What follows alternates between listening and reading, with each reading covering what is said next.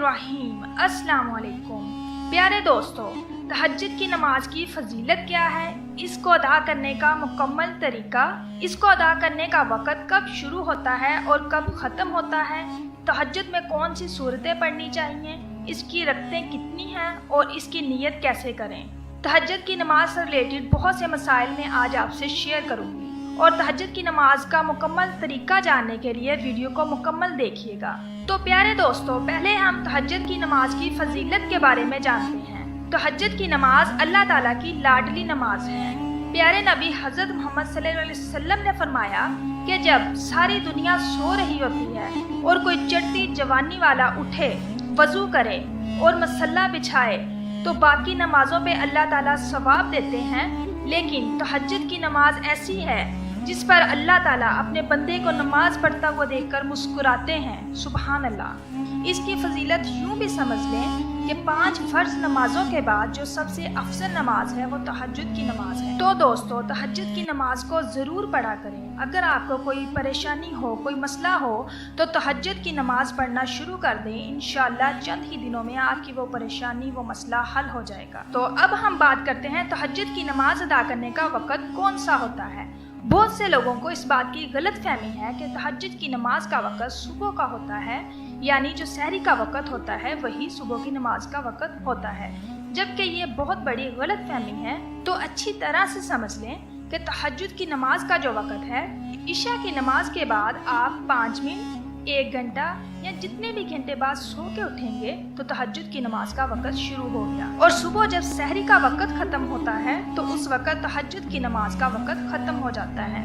यूँ तो नमाज का वक़्त इशा की नमाज पढ़ने के फ़ौरन बाद शुरू हो जाता है, लेकिन इस नमाज को अदा करने का जो अफजल तरीन वक़्त है वो सुबह सहरी का वक़्त है, क्योंकि इंसान उस वक़्त सोया होता है और गर्म बिस्तर को छोड़ना बहुत मुश्किल होता है। उस वक़्त इंसान अपने नफ्स को कुचल कर गर्म बिस्तर छोड़कर वज़ू करता है और तहज्जुद की नमाज अदा करता है। इसका जो सबसे अफजल वक़्त है वो सुबह सहरी का वक़्त है और इस वक़्त नमाज अदा करने से सवाब भी ज़्यादा मिलता है। अब हम जानते हैं कि तहज्जुद की नमाज की रकतें कितनी हैं। अगर वक़्त हो तो कम से कम 4 रकतें पढ़ें और ज़्यादा से ज़्यादा आप 12 रकतें भी पढ़ सकते हैं, लेकिन अगर वक़्त बहुत ही कम हो तो 2 रकतें भी पढ़ सकते हैं। अब हम तहज्जुद में पढ़ी जाने वाली सूरतों के बारे में बात करते हैं। बहुत से लोग समझते हैं कि इसमें कोई ख़ास सूरतें पढ़ी जाती हैं, लेकिन ऐसा बिल्कुल भी नहीं है। जैसे हम लोग बाकी नवाफिल अदा करते हैं, बिल्कुल उसी तरह तहज्जुद के नफल भी अदा किए जाते हैं। मैं आप लोगों के लिए आसान कर दूं कि तहज्जुद की नमाज अदा करने का तरीका ये है। सबसे पहले सना पढ़ी जाएगी, फिर उसके बाद औज़ु बिल्लाह, फिर बिस्मिल्लाह, उसके बाद सूरत फातिहा और फिर कोई भी सूरत यानी सूरत इखलास भी पढ़ सकते हैं। उसके बाद रकू और सजूद और उसके बाद दूसरी रकत के लिए खड़े होंगे।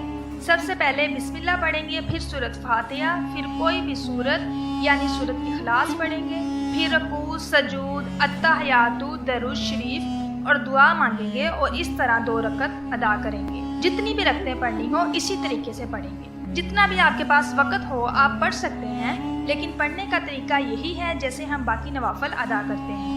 अब हम बात करेंगे नीयत के बारे में कि तहज्जुद की नमाज की नीयत कैसे की जाए। तो नीयत कहते हैं दिल के पुख्ता इरादे को।